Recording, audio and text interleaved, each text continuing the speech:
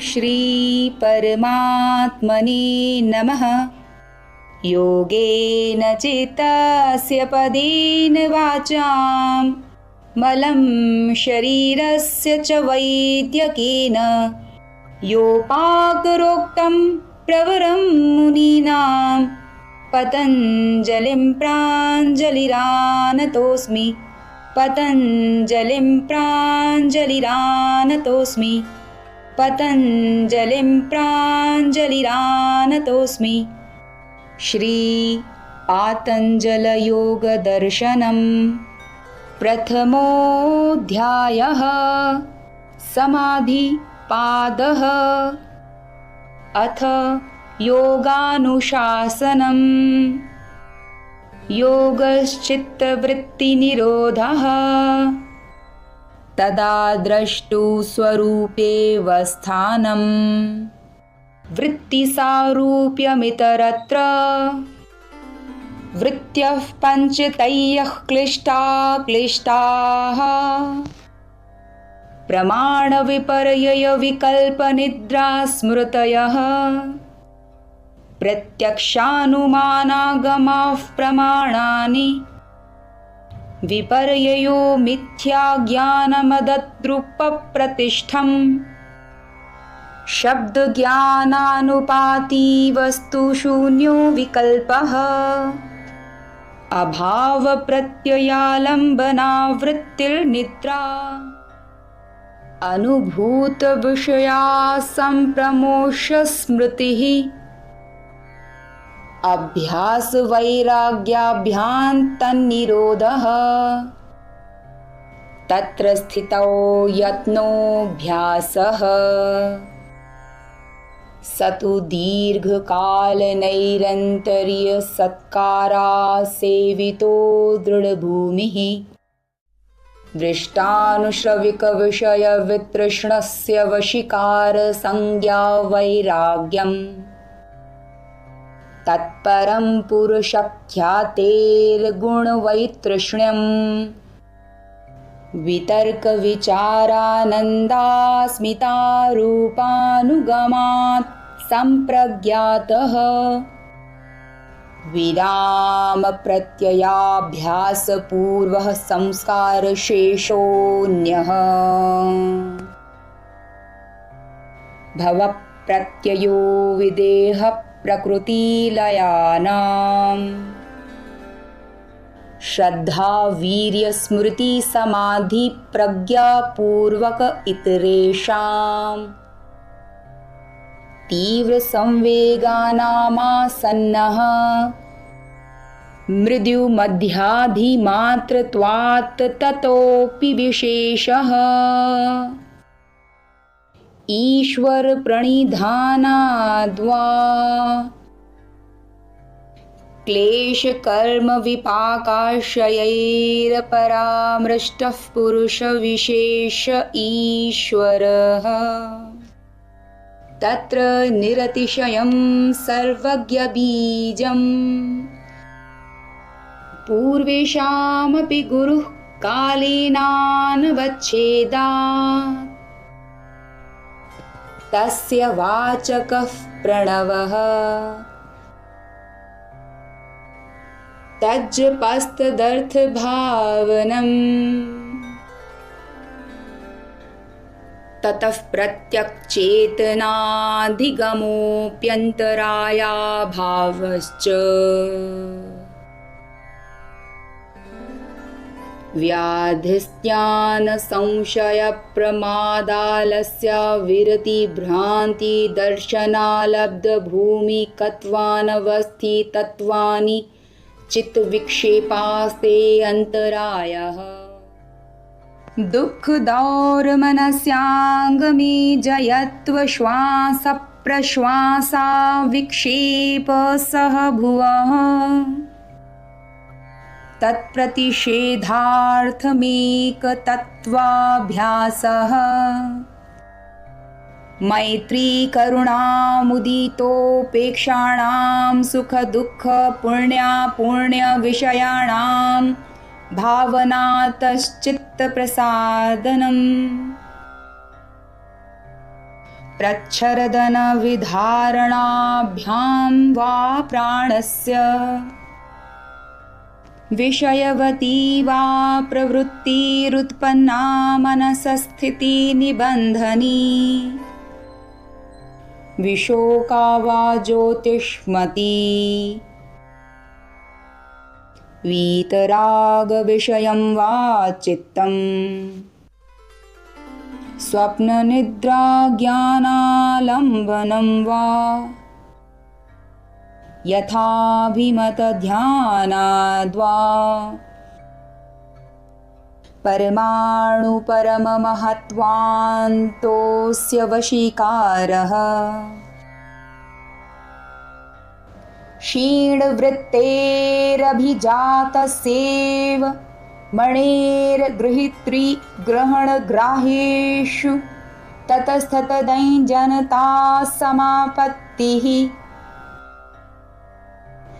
तत्र शब्दार्थज्ञानविकल्पये संकीर्णा सवितर्का समापत्तिः स्मृतिपरिशुद्धौ स्वरूपशून्ये वार्थमात्रनिर्भासा निर्वितर्का एतयैव सविचारा निर्विचारा च सूक्ष्मविषया व्याख्याता सूक्ष्मविषयत्वं चालिङ्गपर्यवसानम् ता एव सबीजः समाधिः निर्विचारवैशारदेऽध्यात्मप्रसादः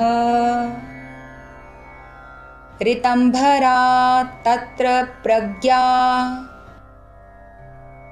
श्रुतानुमानप्रज्ञाभ्यामन्यविषया विशेषार्थत्वात् तज्जः संस्कारोऽन्यसंस्कारप्रतिबन्धी तस्यापि निरोधे सर्वनिरोधा निर्बीजः समाधिः इति समाधिपादः। अथ द्वितीयोऽध्यायः साधनपादः। तपः स्वाध्यायेश्वरप्रणिधानानि क्रियायोगः समाधिभावनार्थः क्लेशतनुकरणार्थश्च अविद्यास्मिता रागद्वेषाभिनिवेशाः क्लेशाः अविद्याक्षेत्रमुत्तरेषां प्रसुप्ततनुविच्छिन्नोदाहरणम् अनित्यासुचि दुःखानात्मसु नित्यसुचि सुखात्मख्यातिर्विद्या दृग्दर्शनशक्तयोरेकात्मतेवास्मिता सुखानुशयी रागः दुःखानुशयी द्वेषः स्वरसवाही विदुषोऽपि तथा रूढोऽभिनिवेशः ते प्रतिप्रसवहेयाः सूक्ष्माः ध्यानहेयास्तद्वृत्तयः क्लेशमूलः कर्माशयो दृष्टादृष्टजन्मवेदनीयः सतिमूले तद्विपाको जात्यायुर्भोगाः तेह्लादपरितापफलाः पुण्यापुण्यहेतुत्वात्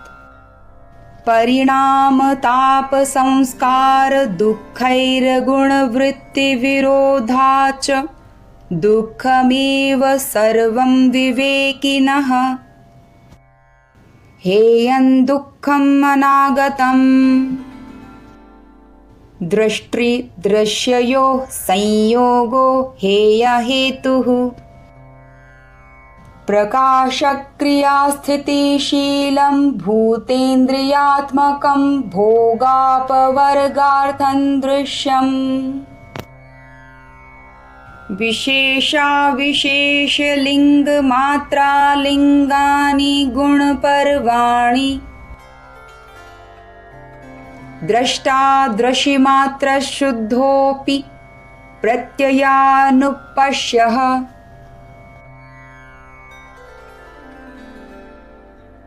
तदर्थ एव दृश्यस्यात्मा कृतार्थं प्रति नष्टमप्यनष्टं तदन्यसाधारणत्वात् स्वस्वामी शक्तयोः स्वरूपोपलब्धि हेतुः संयोगः तस्य हेतुर्विद्या तदभावात् संयोगाभावो हानन्तदृशैः कैवल्यम् विवेकख्यातिर्विप्लवाहानोपायः तस्य सप्तधा प्रान्तभूमिः प्रज्ञा योगाङ्गानुष्ठानादशुद्धिक्षये ज्ञानदीप्तिराविवेकख्यातेः यमनियमासनप्राणायाम प्रत्याहारधारणा ध्यानसमाधयो अष्टावङ्गानि अहिंसा सत्यास्तेय ब्रह्मचर्या परिग्रहा यमः जातिदेशकालसमयानवच्छिन्नः सार्वभौमा महाव्रतम्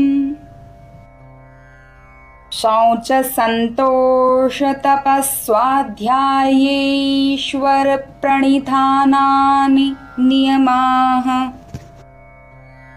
वितर्कबाधने प्रतिपक्षभावनम् वितर्काहिंसादयः कृतकारितानुमोदिता लोभक्रोधमोहपूर्वका मृदुमध्याधिमात्रा दुःखाज्ञानानन्तफला इति प्रतिपक्षभावनम् अहिंसा प्रतिष्ठायां तत्सन्निधौ वैरत्यागः सत्यप्रतिष्ठायां क्रियाफलाश्रयत्वम् अस्तेयप्रतिष्ठायां सर्वरत्नोपस्थानम् ब्रह्मचर्यप्रतिष्ठायां वीर्यलाभः अपरिग्रहस्थैर्ये जन्मकथन्ता सम्बोधः शौचात् स्वाङ्गजुगुप्सा परैरसंसर्गः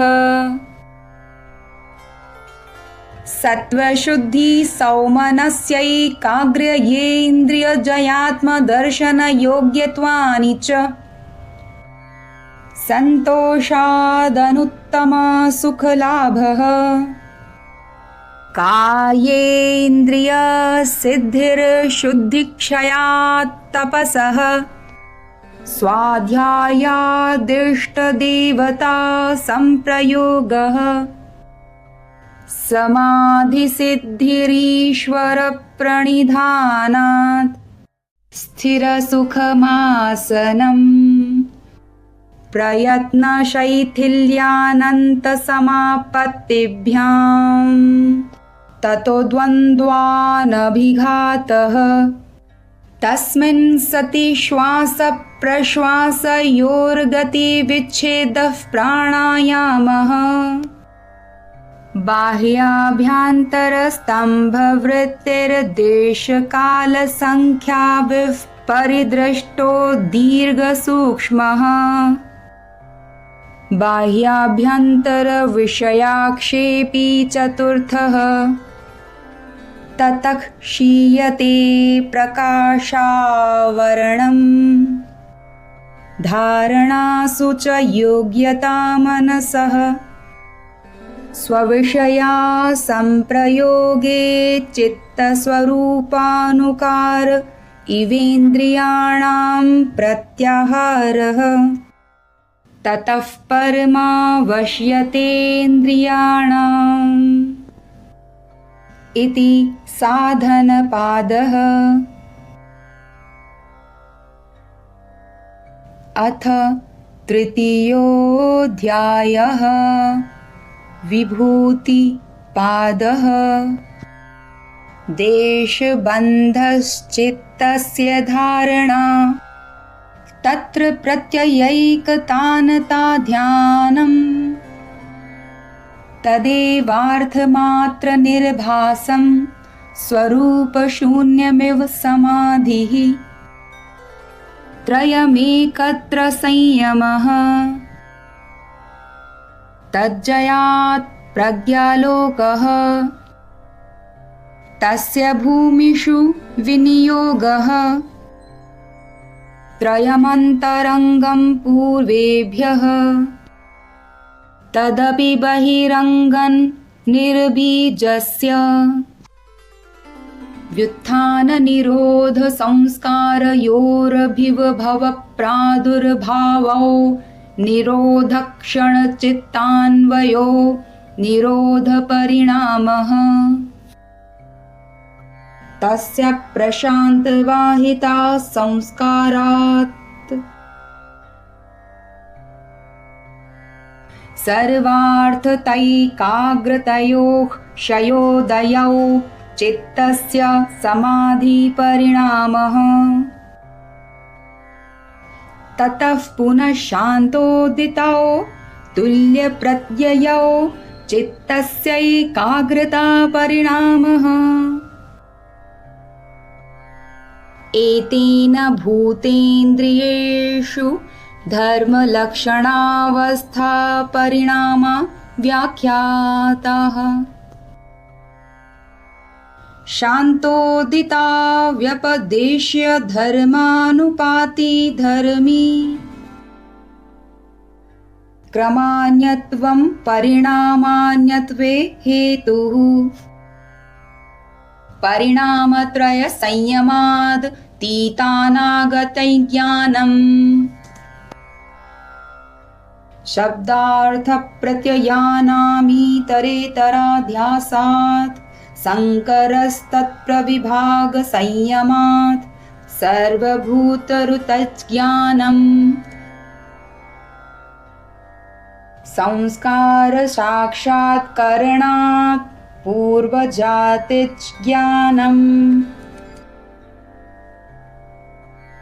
प्रत्ययस्य परचित्तज्ञानम्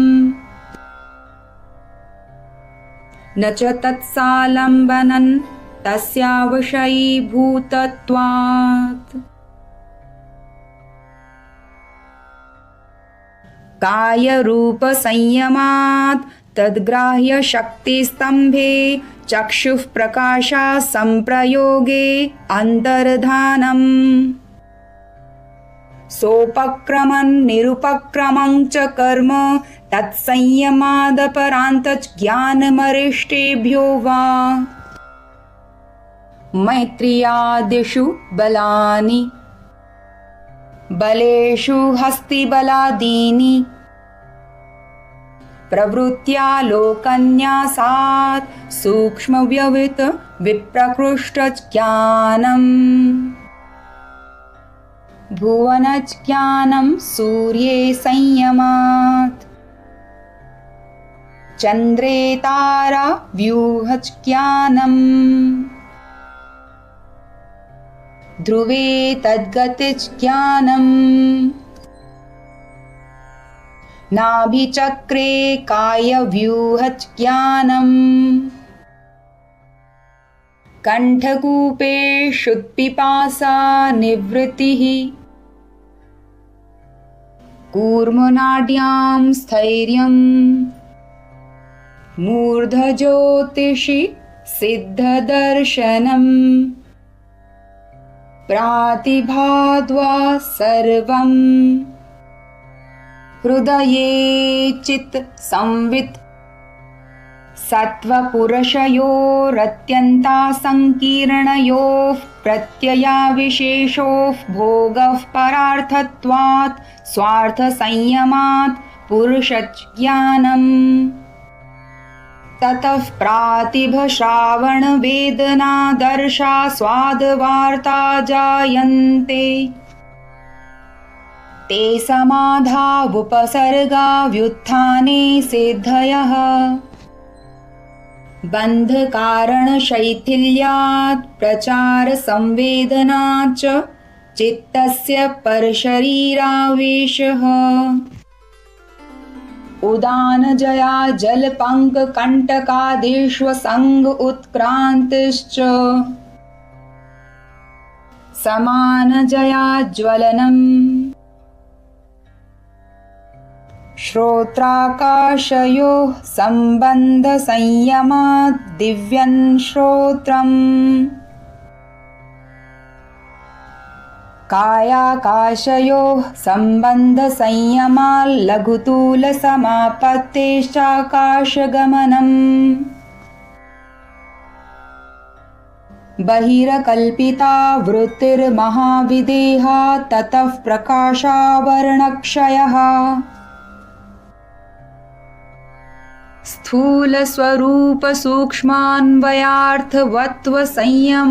स्थूलस्वरूपसूक्ष्मान्वयार्थवत्त्वसंयमाद्भूतजयः ततोऽणिमादिप्रादुर्भावः कायसम्पत्तद्धर्मानभिघातश्च रूपलावण्यबलवज्रसंहननत्वानि कायसम्पत् ग्रहणस्वरूपास्मितान्वयार्थवत्त्वसंयमात् इन्द्रियजयः ततो मनोजवित्वं विकरणभावः प्रधानजयश्च सत्त्वपुरुषान्यताख्यातिमात्रस्य सर्वभावाधिष्ठातृत्वं सर्वज्ञातृत्वं च तद्वैराग्यादपि दोषबीजक्षये कैवल्यम् स्थान्युपनिमन्त्रणे सङ्गस्मयाकरणं पुनरनिष्टप्रसङ्गात्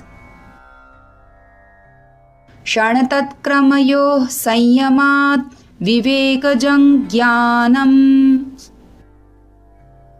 जातिलक्षणदेशैरन्यतानवच्छेदात् तुल्ययोस्ततः प्रतिपत्तिः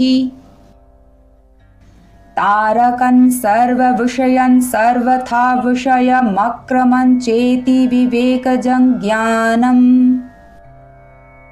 सत्त्वपुरुषयोः शुद्धिसाम्यै कैवल्यम् इति विभूतिपादः। अथ चतुर्थोऽध्यायः कैवल्यपादः। जन्मौषधि मंत्र तपस्समाधिजाः सिद्धयः जात्यन्तर परिणामः प्रकृत्या पुरात् निमित्तमप्रयोजकं प्रकृतीनां वर्णभेदस्तु ततः क्षेत्रिकवत् निर्माणचित्तान्यस्मितामात्रात् प्रवृत्तिभेदे प्रयोजकन् चित्तमेकमनेकेषाम्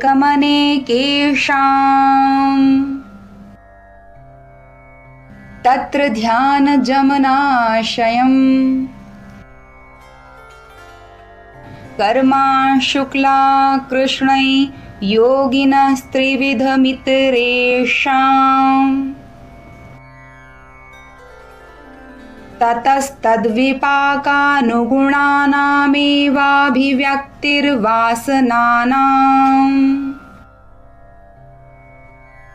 जातिदेशकालव्यवहितानामप्यानन्तर्यं स्मृतिसंस्कारयोरेकरूपत्वात्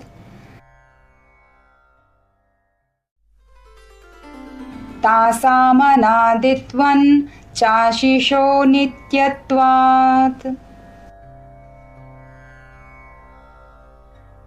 हेतुफलाश्रयालम्बनैः सङ्गृहीतत्वा देशामभावे तदभावः अतीतानागतं स्वरूपतोऽस्त्यध्वभेदाद्धर्माणाम् ते व्यक्तसूक्ष्मा गुणात्मानः परिणामैकत्वाद् वस्तुतत्त्वम् वस्तुसाम्ये चित्तभेदात् तयोर्विभक्तः पन्थाः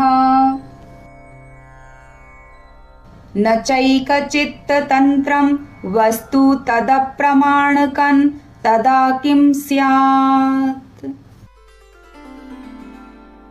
तदुपरागापेक्षित्वा चित्तस्य वस्तु ज्ञाता ज्ञातम् सदा ज्ञाताश्चित्तवृत्तयस्तत्प्रभोः पुरुषस्यापरिणामित्वात्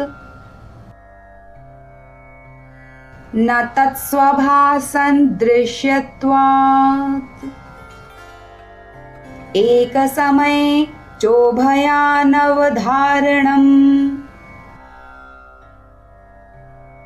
चित्तान्तर्दृश्ये बुद्धिबुद्धेरतिप्रसङ्गः स्मृतिसङ्करश्च